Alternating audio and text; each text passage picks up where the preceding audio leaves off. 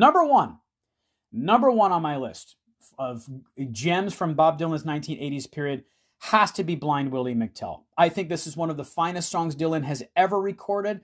There are people who call it the greatest song of his life. There's this wonderful description of it by Peter Tabakis, which I think came out in a publication called Spectrum Culture, in which, talking about Blind Willie McTell, he says, again, as I mentioned earlier, he calls it a 6-minute repudiation of any argument that somehow insists that Dylan's 80s output was fallow.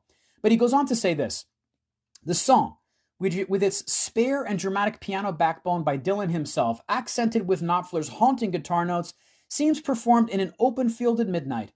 The tableau is as cinematic as Dylan gets. An arrow swings on a doorpost. An owl hoots. Feathered maidens strut. Martyrs fall. A canopy of stars hovering over barren trees transforms into an uproarious crowd.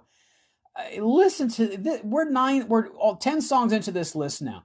And again, you've heard music critics, you've heard peers of Dylan, songwriting peers of his, you've heard Dylan scholars talking about these songs that he put out in the 1980s in the same language one would use to describe what is commonly considered to be Dylan's greatest work, typically the 1960s stuff.